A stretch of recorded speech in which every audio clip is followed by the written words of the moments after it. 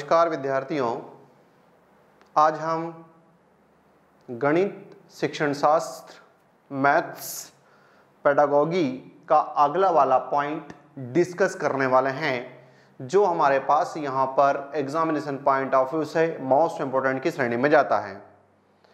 एक पॉइंट तो हमारे पास यहाँ पर यह है कि क्या गणित शिक्षण का महत्व है, क्या विद्यार्थियों को गणित पढ़ाया जाना चाहिए, और दूसरा पॉइंट यहाँ पर यह कि ये विद्यार्थियों की चिंतन शक्ति एवं तर्क शक्ति का विकास कर पाता है या नहीं कर पाता। तो गणित शिक्षण के द्वारा चिंतन शक्ति का, तर्क शक्ति का विकास के कॉन्टेक्स्ट में हमको यहाँ पर जो महत्वपूर्ण बातें हैं वो जो है डिस्कस करनी है या उस पर जो है हमको चर्चा करना है। तो जब हमारे पास यहाँ पर पहला पॉइंट अगर आता है इसमें, तो उसने ये कहा कि गणित शिक्षण का महत्व क्या है। तो पहला पॉइंट हमारे पास ही आता हुआ दिखाई दिया कि विचारों को व्यक्त करने में गणित शिक्षण का महत्व है। दिन प्रतिदिन और दिन के भी प्रति घंटे और घंटे के भी जो है प्रति मिनट हमारे दिमाग में जो है वो यहाँ पर आंकड़े चलते रहते हैं। और जिस प्रकार के आंकड़ों की अगर हम यहाँ पर बात करें, क्योंकि विचार शक्ति जो दिन भर चलती है उसमें कहीं ना कहीं आपके पास यहाँ पर गणित के आंकड़ों का बड़ा महत्वपूर्ण रोल है। जैसे अगर आपने ये कहा कि कोविड-19 की वजह से जो है मुझे यहाँ पर इतना % लॉस हुआ, फिर यहाँ पर आपने कहा कि कोविड-19 की वजह से ही जो है मैंने इतने % पढ़ लिया, कोविड-19 की वजह से ही जो है वो एग्जाम लेट हुई, तो इसका फायदा मेरे को मिलता हुआ दिखाई दिया। अब जो है मेरे को यहाँ पर शिक्षक बनने से कोई नहीं रोक सकता, मैं बकायदा जो है यहाँ पर इस एग्जाम को पास करके रहूंगा। तो उसने ये कहा कि जब हम यहाँ पर विचार करते हैं तो क्या हमारे विचारों में लगातार जो है ये डेटा आते रहते हैं। तो आंसर आता है कि यस, क्योंकि बिना डेटा के जो है वो आपके पास यहाँ पर कोई काम नहीं होता।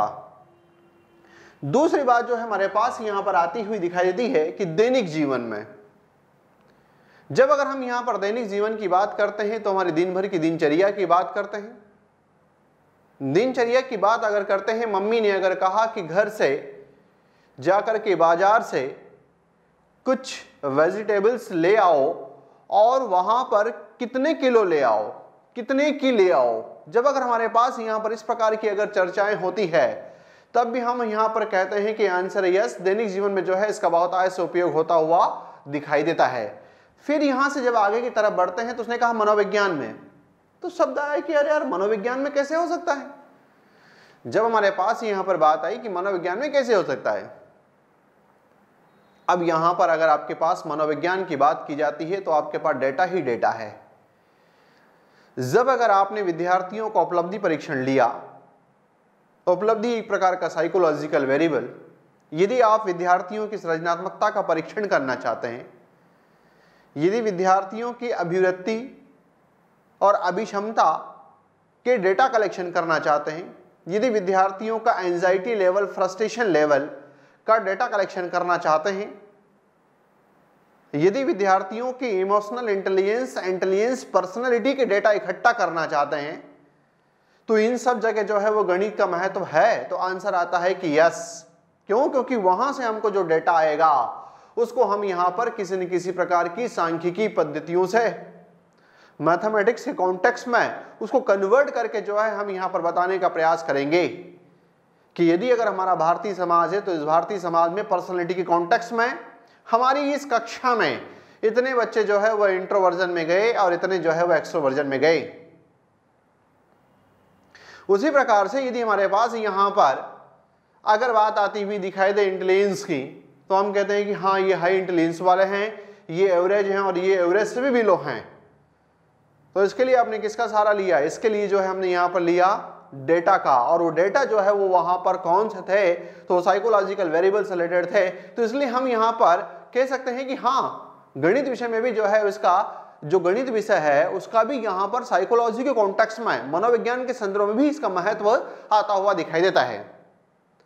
फिर जब अगर हमारे पास यहां पर बात आती है तो लोकतंत्र जो डेमोक्रेसी है, यहां पर जब प्रोपेगेंडा की बात आती है, जब प्रचार प्रसार की बात आती है, जब चुनाव होते हैं, इलेक्शन होते हैं, तो उस दौरान भी जो है यहां पर डेटा का बड़ा महत्व है। पहले तो ये कि सर्वे के आधार पर अपने आप को पहले ही डिफाइन करने का प्रयास करते हैं कि हाँ इतने परसेंट इस व्यक्ति को इस कुर्सी के लायक जो है वो वहां पर प्राथमिकता देते हैं। तो इसका मतलब ये हुआ कि क्या यहां आंसर है इसके बाद जब आप एक एक व्यक्ति जाकर के जब मतदान केंद्र पर अपनी बातें वहां पर रख करके आता है उसके बाद भी कैलकुलेशन की जरूरत है, क्योंकि जिस दिन यहां पर रिजल्ट डिक्लेयर होता है उस दिन अगर रिजल्ट की अगर बात की जाए तो उससे रिलेटेड हमारे पास कंडीशन आती भी दिखाई देती है। आर्थिक सामाजिक प्रगति में वर्तमान में यहां पर हम इकोनॉमिक रूप से कितने मजबूत हुए हैं नहीं। जैसे अगर हम यहां पर बात करें तो उन्होंने कहा कि आर्थिक सामाजिक प्रगति में 4 दिन पहले डेटा ये चल रहा था कि हमारे पास यहां पर जो हमारी क्वार्टरली तिमाही जब यहां पर जीडीपी जो ग्रॉस डोमेस्टिक प्रोडक्ट है इकोनॉमिक के कॉन्टेक्स्ट में यहां पर महत्वपूर्ण एक टाइटल है जिसको हम यहां पर नेशनल इनकम के संदर्भ में कहीं ना कहीं देखने का प्रयास करते हैं, तो उसमें वहां निकल करके आया कि 23.9% के आसपास जो हमारी जीडीपी जो है वो गिर गई। इसका मतलब है यहां पर कि आपने कहा कि 23.9%, तो वो जो आपके पास यहां पर अर्थशास्त्र का विषय था उस अर्थशास्त्र के विषय के अंतर्गत वो वाली बात की जो है आपने डेटा लिया, गणित का उपयोग किया, आंसर है यस। क्योंकि जब अगर हम यहां पर इकोनॉमिक्स की बात करें तो इकोनॉमिक्स जो है वो बिना मैथमेटिक्स के आपका आगे नहीं बढ़ता, पल पल पर उसकी जरूरत है। जैसे यहां पर अभी आया कि अभी तक के हम यहां पर हमारे पास जो विदेशी मुद्रा भंडार है, इस विदेशी मुद्रा भंडार में हम यहां पर आप पीक पर जाते भी दिखाई दे रहे हैं कि एक समय हमारे पास यहां पर बहुत बिलो पर था, लेकिन आज जो है वो हमारे पास यहां पर विदेशी मुद्रा भंडार जो है वो भरमार हैं।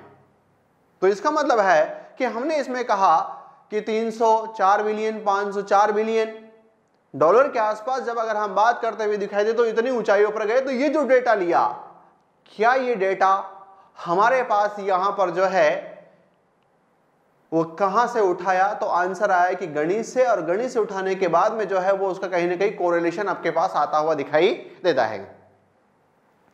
तो इसलिए हम यहां पर कह सकते हैं कि हाँ तर्क सामाजिक प्रगति में सोशल प्रगति की अगर हम यहां पर बात करें, क्योंकि जब भी अगर किसी भी समाज को देखा जाता है तो वहां का सोशियो इकोनॉमिक स्टेटस देखा जाता है, और सोशियो इकोनॉमिक जब स्टेटस अगर हम देखते हैं तब हमारे पास ये वाली चीज जो है वो काम के आती हुई दिखाई देती है। सोशली रूप से हम यहाँ पर कितने स्ट्रांग हुए हैं, क्योंकि सोशल समाज में जो आपके पास यहाँ पर कई सारी बातें हैं, उसमें जो है हमने यहाँ पर अपने आप को कितना ग्रोथ किया और कितना नहीं किया, ये बातें भी जो है वो डिस्कस करने के लिए हमारे पास गणित के आंकड़े, क्योंकि जब जब आप गणित के आंकड़ों का उपयोग करते हुए अगर आप अपनी बात बताने का प्रयास करते हो तो आपकी बात जो है वो कहीं ना कहीं वजन वाली होती हुई दिखाई देती है और लोगों को भी उस पर जो है विश्वास होता हुआ दिखाई देता है। फिर यहां पर बात आए कि तर्क शक्ति के विकास में, इसका मतलब है यहां पर कि जब अगर हम लॉजिकल लगाने की अगर हम बात करें, हम लॉजिक लगाएं, तो उन्होंने कहा कि लॉजिक लगाने के पीछे भी आपके पास यहां पर मैथ्स तो चाहिए। अब जब अगर उसने यहां पर कह दिया कि जैसे एक हमारे पास यहां पर पॉइंट ये आया, दूसरी तरफ जो है वो हमारे पास यहां पर पॉइंट ये आया, अब यहां पर उसने अगर गैप दिया और अगला पॉइंट ये लिया, तो आप सब जो है वो यहां पर बताने का प्रयास करेंगे कि यहां जो है वो आपके पास उत्तर क्या आना चाहिए। तो जब अगर हम यहां पर जो है रीजनिंग की बात करते हैं, तार्किक शक्ति की बात करते हैं, तो वहां पर भी इसका बड़ा मोस्ट इंपॉर्टेंट है। तो जनरल वे में याद रखो कि यदि हमारा जीवन जो शुरू हुआ है तो उसकी शुरुआत के पहले दिन ही वहां पर गणित का महत्व हमारे लिए आ गया। सबसे पहले जैसे ही बालक का बच्चे का जन्म होता है, माँ बाप पूछते हैं कि मेरे बच्चे का वेट कितना है।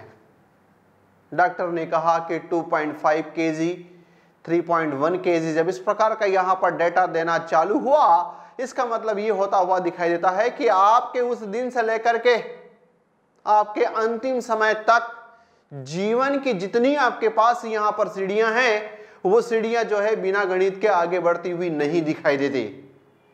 जीवन की जितनी हमारे पास जो है वो सीढ़ियां हैं, वो बिना गणित के जो है वो आगे बढ़ती हुई नहीं दिखाई देती। आप कहीं भी किसी भी लेवल पर हो, जब अगर आप यहां पर बात करते हो तो बिना गणित के जो है वो काम हमारा होता हुआ नहीं दिखाई देता। इसलिए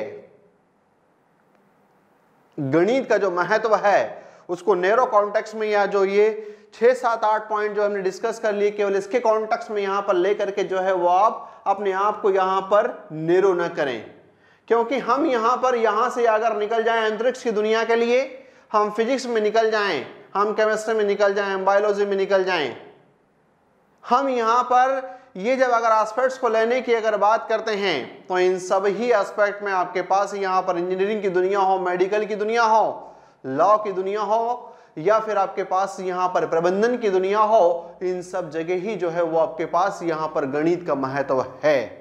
तो इसलिए आप तो एक ये देखो कि ये एक यूनिवर्सल सत्य है कि इसके बिना जीवन का पड़ाव जो है वो आगे की तरफ यहां पर बढ़ता हुआ नहीं दिखाई देता। इसलिए जो है हम यहां पर कहते हैं कि हाँ, गणित का महत्व तो है। शायद ही ऐसी कोई सी विधा हो, शायद ही ऐसी कोई सी विधा हो जहां हम ये कहते हैं कि इसका जो है उपयोग नहीं है। पर अगर आप ढूंढोगे तो हो सके कि आपको लंबा समय लग जाए, तब तक जो है आपके लिए ढूंढना डिफिकल्ट टास्क हो जाए। ठीक, फिर जब हम यहां से आगे की तरफ अगर बढ़ते हैं तो अगला और एक नोटिफाइड वाला सेंटेंस जो आपके सिलेबस में यहां पर लिखा रहता है कि गणित शिक्षण के द्वारा चिंतन एवं तर्क शक्ति का विकास करना।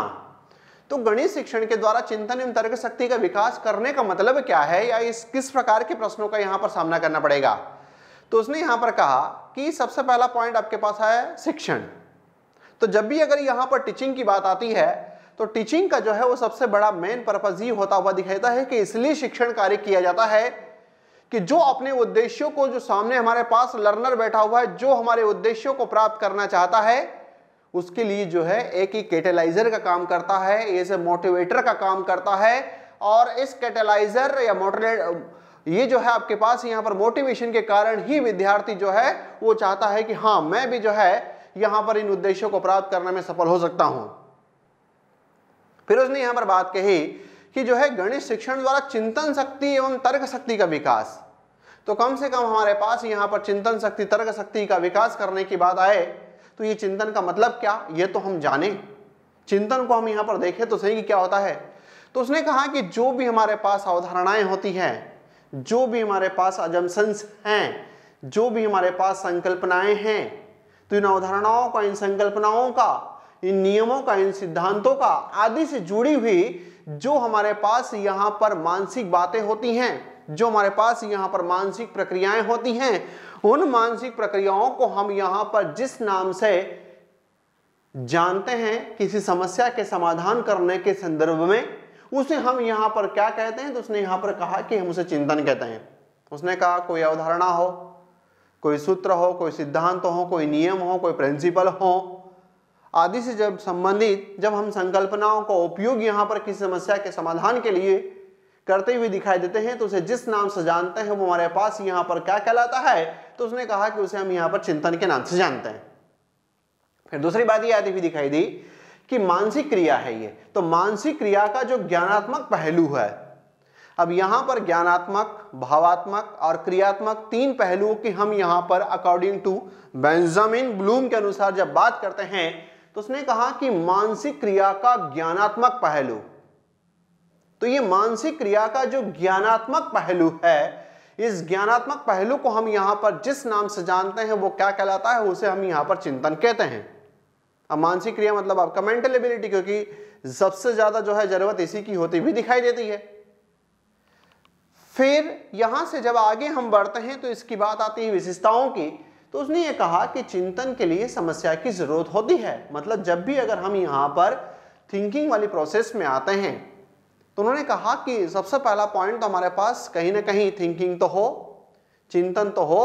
तो चिंतन उन्होंने कहा कि कैसे होगा। तो उसने कहा कि कोई भी समस्या, अब इसका मतलब ये होता है कि ये समस्या है, मान लो अगर हम एग्जामिनेशन हॉल में बैठे हैं, वहां हमारे पास प्रश्न आया, तो वो प्रश्न जो है हमारे लिए क्या है, एक समस्या ही है जिसका समाधान करने के लिए आप एग्जामिनेशन हॉल में बैठे हुए हैं, क्योंकि आपको पता है कि इस एक प्रश्न की वैल्यू क्या है।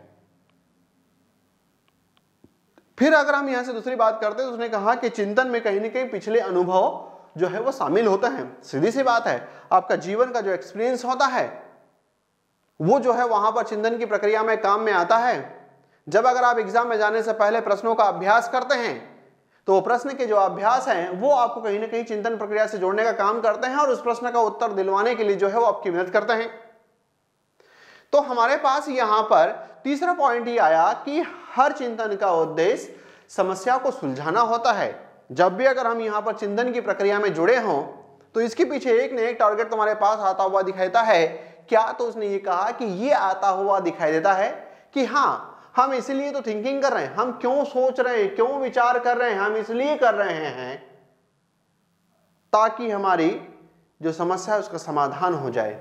यदि आज आप अगर बैठे हैं तो आपके दिमाग में भी जो है यहां पर कई प्रकार की समस्या, क्योंकि खाली नहीं रहता, कुछ ना कुछ तो चिंतन करता रहता है, कुछ ना कुछ तो किस पर करेगा, तो कोई ना कोई तो सामने उद्देश्य होगा और उद्देश्य क्या है? वो समस्या है और समस्या का समाधान करना है।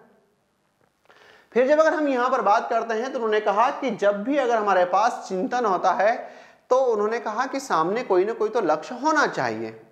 जैसे आज हमारे सामने यहां पर जो टेट का लक्ष्य है, तो ये जो हमारे पास यहां पर लक्ष्य है, ये लक्ष्य क्या करता है? तो लक्ष्य जो है वो आपको सोचने के लिए मजबूर कर रहा है। फिर यहां पर बात आती हुई दिखाई देगी ये मानसिक प्रक्रिया, तो आंसर है यस, कि ये जो है आपके पास यहां पर मेंटल एक्टिविटी है। इस चिंतन में जो है ये तो मेंटल एक्टिविटी पूरी हो जाएगी तब, बाकी जब अगर आपको इनकी जरूरत पड़ेगी हाथों की, पैरों की, तब जो है वो आपको सपोर्ट करते हुए दिखाई देंगे। फिर अगर हम यहां से आगे बढ़ते हैं तो बात आती है इसमें कि हाँ ठीक है कि गणित शिक्षण के द्वारा चिंतन शक्ति का विकास अगर होता है तो संदर्भ में कम से कम हमको ये तो पता हो कि चिंतन के भी क्या कोई अलग अलग टाइप्स होते हैं। तो आंसर आता है कि यस, यहां पर इसके जो है वो अलग अलग हमारे पास टाइप्स होते हैं। अब अगला पॉइंट हमारे पास यहां पर चिंतन के प्रकारों की बात जो है हमको करनी है, जिसमें एक हमारे पास यहां पर पहला टाइटल आता हुआ दिखाई दिया, वो आया अभिसारी चिंतन, जिसको अगर हम यहां पर कन्वर्जेंट थिंकिंग की बात करें तो जो कन्वर्जेंट थिंकिंग होता है उसी प्रकार से एक हमारे पास डाइवर्जेंट थिंकिंग भी होता है। तो कन्वर्जेंट थिंकिंग का मतलब होता है कि यदि हमारे सामने कोई समस्या आई तो समस्या में किसी एक नियम की सहायता से जो है वो एक दिशा में चलने का प्रयास करें, तो ये हमारे पास यहां पर कन्वर्जेंट हुआ। कन्वर्जेंट का मतलब या अभिसारी का मतलब या निगमनात्मक का मतलब जो है ये होता है कि हम यहां पर किसी नियम, किसी सूत्र की सहायता से जो है उसको वहां पर सॉल्व करने का प्रयास करें। तो एक हमारे पास यहां पर इस प्रकार का एक रास्ता बन गया और इस रास्ते से जो है जब अगर हम चलने का प्रयास करते हैं तो उसको हम जिस नाम से जानते हैं वो कहलाता हमारे पास अभिसारी चिंतन।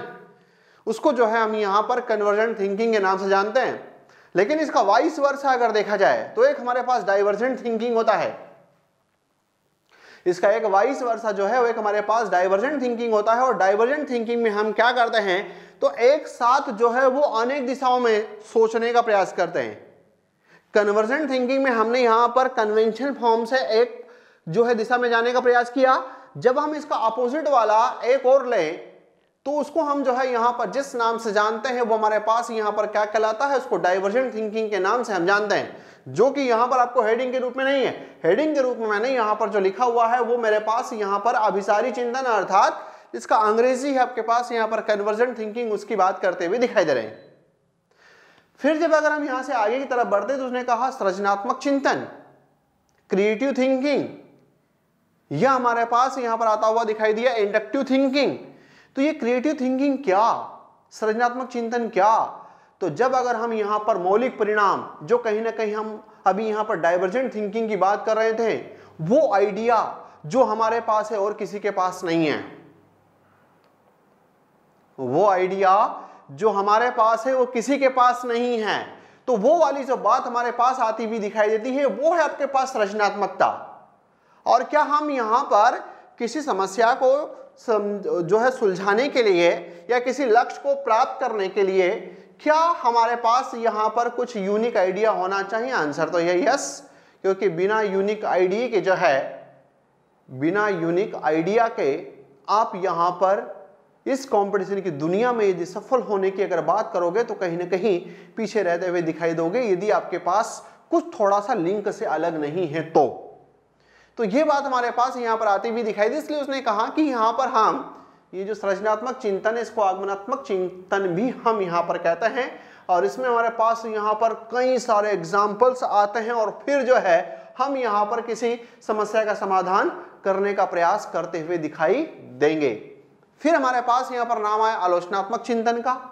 तो आलोचनात्मक चिंतन हो या समीक्षात्मक चिंतन हो, जब भी अगर आपके पास जीवन में यहां पर आलोचना शब्द लगा तो इसका मतलब यह होता है कि किसी भी व्यक्ति किसी भी कॉन्टेक्स्ट में, किसी भी थ्योरम के कॉन्टेक्स्ट में, किसी भी थ्योरी के कॉन्टेक्स्ट में पहले आप उसके गुण देखो, फिर आप उसके दोष देखो और फिर जो है उस पर वहां पर क्या एक इंप्रूवमेंट हो सकता है उसके लिए सुझाव दो। यह तरीका होता है आपके पास यहां पर आलोचनात्मक चिंतन का। जब अगर हम यहां पर आलोचना की अगर बात करते हैं तो केवल दोष ही दोष नहीं देखना है। हर किसी प्राणी में यहां पर कोई स्वयंभू तो नहीं है, तो इस संदर्भ में जो है उसके पास यहां पर कुछ गुण होंगे तो उसके पास कुछ दोष भी होंगे और उसके लिए उन दोषों को दूर करने के लिए आपके लोगों के जो सजेशन आते हैं, वो जो सजेशन अगर उसने उसको अप्लाई कर लिया तो धीरे धीरे जो है वो स्वयंभू की तरफ भी बढ़ता हुआ दिखाई देता है। तो इसलिए क्रिटिकल थिंकिंग के अंदर हम यहां पर किसी के गुण दोषों को देखते हुए जो है उसको दूर करने का प्रयास करते हैं, तो वो वाली बात हमारे पास आलोचनात्मक चिंतन में आती है। फिर यहां पर बात आती है आपके पास प्रत्यक्षात्मक चिंतन। तो ये जो प्रत्यक्ष चिंतन होता है, नाम ही प्रत्यक्ष, इसका मतलब आपके पास डायरेक्ट थिंकिंग। डायरेक्ट थिंकिंग का मतलब हमारे पास है यहां पर कि कोई भौतिक वस्तु मेरे पास हो। जैसे अगर मेरे पास है पेन है, मेरे पास अगर ये पैनल है तो इस पैनल के बिहाव पर, इस पेन के बिहाव पर, इस पैनल के बिहाव पर, इस पेन के बिहाव पर मैं कुछ सोचूं, इसको देख करके चिंतन करूं कि यार इसमें अगर मैंने यहां पर लिखने का प्रयास किया तो ये लिखा कैसे गया, मेरे पास स्याही तो थी नहीं, क्या इस पैनल में स्याही है? आंसर है नहीं, फिर भी लिखा गया। तो ये जो हमारे पास यहां पर तरीका है ये कहलाता है आपके पास जब हम प्रत्यक्ष की जो कोई सामने चीज हो, भौतिक वस्तुएं हो और उनको देख करके जब अगर हम थिंकिंग करने का काम करते हैं तो उसको हम यहां पर रखते हुए दिखाई देते हैं। ठीक, तो ये सब बातें जो है वो हमारी यहां पर गणित से कहीं ना कहीं विकसित तो होती है, डेटा का महत्व था। फिर उसने एक शब्द ले लिया यहां पर तर्क शक्ति। उसने कहा गणित शिक्षण के द्वारा चिंतन शक्ति और फिर उसने कहा कि गणित शिक्षण के द्वारा यहां पर तर्क शक्ति। तो चिंतन और तर्क कहीं ना कहीं आपस में एसोसिएट है कि यदि अगर आपके पास चिंतन की एबिलिटी है तो आप लॉजिक लगा ही लोगे, तर्क लगा ही लोगे, और यदि आपके पास चिंतन की एबिलिटी है ही नहीं तो फिर लॉजिक लगाना जो है वो थोड़ा सा इम्पॉसिबल खेल होता हुआ दिखाई दे सकता है। उसने कहा कि जब पूर्व अनुभव के आधार पर नवीन कल्पना की जब सृष्टि की जाती है, पूर्व अनुभव हमारे पास कुछ थे और उसको उपयोग करके हम कोई नवीन कल्पना की सृष्टि करते हैं तो उसको हम यहां पर जिस नाम से जानते हैं वो कहीं ना कहीं हमारे पास तर्क कहलाता है। तो उसने कहा कि जब अगर हमारे पास ये तर्क कहलाता है तो क्या तर्क की कोई एक यूनिवर्सल डेफिनेशन? Answer no. आपको यहां पर एक जजमेंटल एक कॉन्सेप्ट को समझने के लिए जो है वो आपके पास यहां पर होनी चाहिए बातें। फिर उसने कहा कि अपनी ही सोच विचार की शक्ति द्वारा हल किए गए जो प्रश्न हैं वो हमारे पास यहां पर लॉजिकल पावर है। हमने सोचा, विचारा, मतलब थिंकिंग करा, कहीं ना कहीं चिंतन करा, उसके बाद में जो है हमारे सामने यहां पर जो उन समस्याओं का समाधान करने के जब अगर हम योग्य हो जाते हैं तो उसको जिस नाम से जानते हो कहलाता है हमारे पास यहां पर कहीं ना कहीं तर्क शक्ति। ठीक है, अब हम यहां से जनरल कुछ बातें करें, इसमें जनरल फैक्ट की बात करें तो उसने कहा कि गणित बच्चों में तार्किक दृष्टिकोण विकसित करता है। अपने लिए स्टेटमेंट आता है कि क्या गणित के द्वारा बच्चों के तार्किक दृष्टिकोण का विकसित होता है? तो आंसर है यस, चोली दामन का साथ है इनका। फिर हमारे पास यहां पर कि गणित की प्रत्येक समस्या को हल करने हैं तो बच्चे को तर्कपूर्ण विचार करना ही होता है। प्रत्येक समस्या का समाधान करने के लिए वहां पर वो लॉजिकली सोचेगा तो सही। और कभी कभी एग्जामिनेशन हॉल में जब अगर आप जैसे एग्जाम में अगर बैठे हुए तो वहां तो इतने वो लॉजिक बढ़िया तरीके से चले जाते हैं जिसका कोई हिसाब किताब ही नहीं है। फिर यहां पर उसने कहा कि इसमें जो सब पद होते हैं, जैसे अगर आप लॉन्ग मेथड से चलते हो तो उसने यहां पर कहा कि प्रत्येक पद का संबंध किसी दूसरे पद के संबंध से जो है वो जुड़ा होता है। यदि यहां पर इस प्रकार का पद है तो ये और इस पद के मध्य प्लस का साइन, इसके और इसके मध्य प्लस का, इसके और इसके मध्य प्लस का, तो उसने ये कहा कि प्रत्येक पद एक पद दूसरे पद से कहीं ना कहीं जुड़ा हुआ होता है, एसोसिएट होता है। तो वो हमारे पास यहाँ पर जो बात आती हुई दिखाई देती है उसको हम यहाँ पर जिस नाम से जानते हैं और पहचानते हैं वो हमारे पास यहाँ पर गणित, और इसके बिना तो पॉसिबिलिटीज है नहीं। तो उसने कहा आगे कि संबंध दूसरे पद से एक निश्चित तर्क पर आधारित होता है जिसमें छात्रों में अनेक मानसिक शक्तियों का विकास होता है जिसका प्रभाव उसके बौद्धिक विकास पर भी पड़ता है। अनेक उसके पास मानसिक शक्तियां, मतलब शब्द पकड़ते जाओ किसमें यहाँ पर होगा कि गणित के द्वारा मानसिक शक्ति का विकास होता है, यस। गणित के द्वारा बौद्धिक शक्ति का विकास होता है, आंसर है यस। गणित के द्वारा तर्क शक्ति का विकास होता है, यस। गणित के द्वारा चिंतन शक्ति का विकास होता है, आंसर है यस। इसी हेडिंग के बिहाव पर ही आप कई सारे प्रश्नों के उत्तर लेने में यहाँ पर दमखम रख सकते हैं। फिर बात आई कि गणित पढ़ने वाले बालक अपने कार्य जो क्रमबद्ध, नियमित तथा शुद्धता के साथ करना सीख जाते हैं। एक यहाँ पर आप सेंटेंस पकड़ लेना कि जो भी यहाँ पर बच्चा होगा उनमें जो है ये 2-3 बातें आएगी कि वो अपना काम जो है एक तो सिस्टमेटिक करेगा, क्योंकि उसको पता है कि स्टेप बाय स्टेप चलना है। नियमितीकरण की बात आती हुई दिखाई देती है, ऐसा मानते हैं। और फिर जो है उसके बाद में यहाँ पर कि जब भी अगर वो काम करेगा तो उसको पता है कि जैसे फॉर एग्जाम्पल के लिए किसी एग्जाम की अगर हम बात करें, वहां उसको पता है कि मैं इस प्रश्न को शुद्धता के साथ हल कर सकता हूं। जैसे मैं एक बात करूं कि मध्य प्रदेश लोक सेवा आयोग के द्वारा जो एक एग्जाम ली जाती है या किसी सिविल सर्विस के एग्जाम में, वहां पर उसने कहा कि 15 प्रश्न दिए, उसमें से 10 करना है। उसको आते हैं 9 ही, उसमें से 12 प्रश्न जो है वो दूसरे सब्जेक्ट के हैं और 3 प्रश्न मैथ्स के थे। उसने मैथ्स के प्रश्नों को हल करने का साहस नहीं किया, उसने नहीं उठाया। उसको पता है कि मैं शुद्धता के साथ इसमें काम नहीं कर सकता। पर उसने दूसरे सब्जेक्ट के प्रश्नों को उठा लिया। फॉर एग्जाम्पल के लिए उसमें फिलोसॉफी भी थी, उसका प्रश्न उठा लिया और उसमें अपने जजमेंट के बिहाव पर उसको लिख दिया। तो यहां पर ये बात अगर आती हुई दिखाई देती है तो उसने वो कहा कि इसलिए तो उसने यहां पर जो बात आती हुई दिखाई दी कि कहीं ना कहीं हम यहाँ पर बच्चा जो है वो अपना काम क्रमबद्ध तो करेगा, नियमित तो करेगा, लेकिन उसके साथ साथ में यहाँ पर उसके काम में शुद्धता भी जो है वो आती हुई दिखाई देगी। फिर इसमें तार्किक ढंग से सोचने और समझने की ये बार जो है, अब ये जो है क्या है पता है, ये जो हेडिंग है ना, इस हेडिंग के हिसाब से अगर आप इसको बढ़िया तरीके से अगर याद कर लेते हो तो कई बार आपके प्रश्नों के उत्तर देने में यही सक्षम है। फिर जब अगर हम यहां से आगे की तरफ बढ़े तो उसने कहा कि इसमें स्पष्ट कथन की सच्चाई को स्थापित करने के लिए जो हमारे पास यहां पर मुख्य तार्किक साधन निगमनात्मक तर्क कहलाता है। तो जब भी अगर हम यहां पर बात अगर करते हैं तो उसने कहा कि यदि अगर आपको कोई बातों को स्पष्ट करना है तो सीधी सी बात है कि आपके पास यहाँ पर निगमन, आपके पास यहाँ पर नियम, आपके पास सिद्धांत, आपके पास सूत्र, आपके पास प्रत्यय, आपके पास कोई अवधारणा वो आ गई और उसको जो है आप यहाँ पर अपने आप में एक्सप्लेन करने का जब प्रयास करते हैं तो उस बात को हम यहाँ पर इसके अंदर रखते हैं। तो आप क्या करो कि ये जो डिस्कशन है इस डिस्कशन में से आपको 8-10 क्वालिटी वाले शब्द लेने हैं और वही वाले प्रश्न जो है आपको फ्रेम के रूप में आते हुए दिखाई देंगे कि गणित शिक्षण के द्वारा ए चिंतन शक्ति का विकास, बी बौद्धिक शक्ति का विकास, 3 विद्यार्थी अपने कार्य को शुद्धता के साथ करता है, डी उपर्युक्त सभी। इस प्रकार के जब अगर आपके पास आते हैं तो अब आपने यहाँ पर कॉन्सेप्ट को डिस्कशन करने के बाद आपका एक व्यू, आपका एक विजन, आपका एक दृष्टिकोण जो है वो बन चुका है। ठीक है, तो आज की क्लास यहीं पर स्टॉप होगी। जय हिंद।